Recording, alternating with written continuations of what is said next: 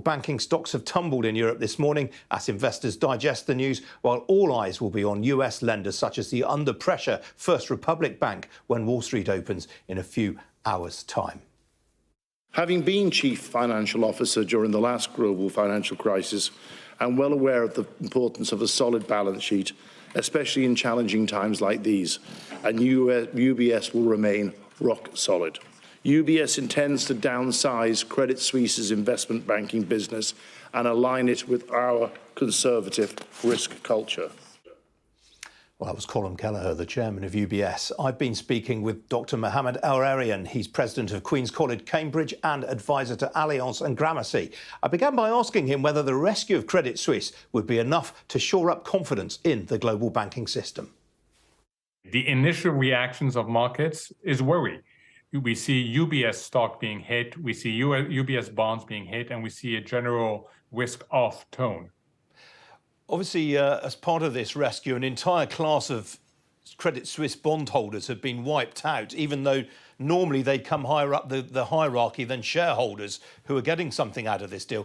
How worrying a precedent is this for future such rescues? What was puzzling is that the most junior bonds were wiped out, as you say, while the equity was not completely wiped out. And that's making bondholders wonder about the seniority. You know, this seems like technical issues, but it's not. There are certain rules that everybody thinks that are being followed. And there's been this one very puzzling treatment of these bonds that's making people question what they thought about the seniority of their holdings. And that does store up trouble, doesn't it? Because potentially it makes these bonds less attractive to hold in future. It does, and we're seeing this in markets today, that people are recalibrating what they thought the risk was.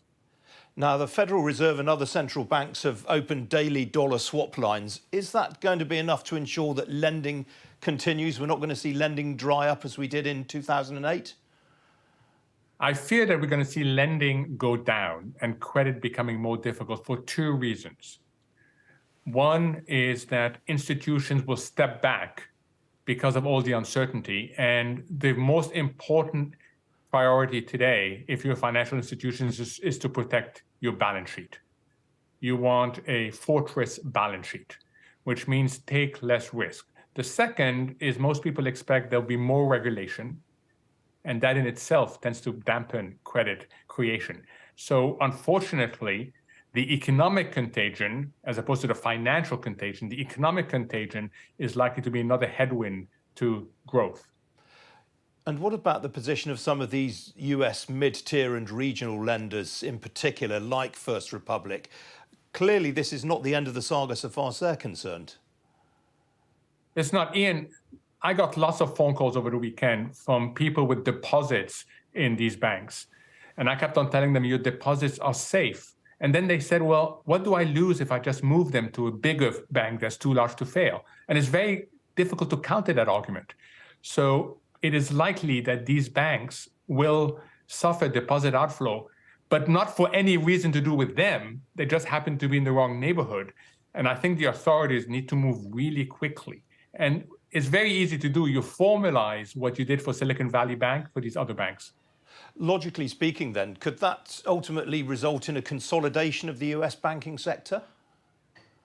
It will, but that's not a good thing.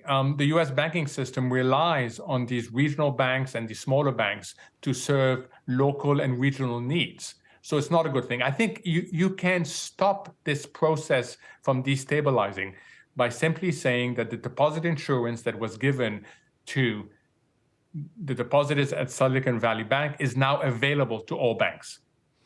You mentioned that UBS shares have obviously fallen at the open by around 13–14%. Long term, this is actually potentially a very good deal for them, isn't it? It is, as long as A, they can deal with what they've swallowed and they don't get indigestion. And the chairman of UBS made it very clear that what they swallowed was too big and he intends to shrink it. Now, shrinking is not easy. So that's number one. And number two was the question that was posed at this fascinating press conference last night to the regulators. What are you going to do now when UBS, an already big bank, has become even bigger? What about the monopoly issues? What about the risk of too large to manage, let alone too large to fail? So this is really complex. This was not a perfect solution, but it was the best of the alternatives available. How much of a dent is this to the prestige of Switzerland's banking sector? I mean, after all, Credit Suisse was one of the very few banks anywhere in the world that was able to go toe-to-toe with some of the Wall Street giants. Yeah, I mean, just step back and think, Ian. The second largest bank in Switzerland, one that's been around for over 150 years, one that was one of the 30 systemically important banks, will no longer exist. That was unthinkable 2 years ago, 3 years ago. So it is a blow to the prestige. And you could hear from the politicians yesterday and from the regulators that one of the reasons why they moved, is they want to preserve Switzerland's attraction as a financial center. Now, we're supposed to obviously get rate decisions this week from the Federal Reserve, from the Bank of England, and indeed the Swiss National Bank. Markets were assuming a week or so ago we'd get a quarter-point raise in each of those jurisdictions. What do you think is going to happen now? So what I think is going to happen for the banks is they're likely not to hike interest rates. In the case of the Federal Reserve, I think that's a mistake.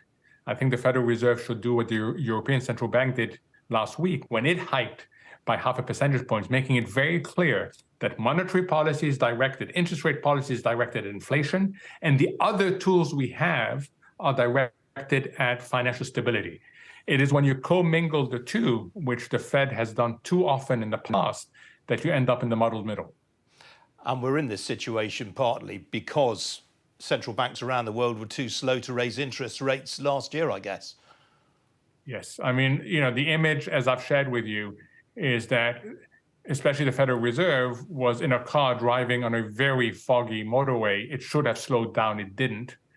By the time it finally recognized that it was in a fog that wasn't going to be transitory, their word, it still didn't slow down and then slammed on the brakes. Are we surprised there are other accidents on the motorway? No, we're not.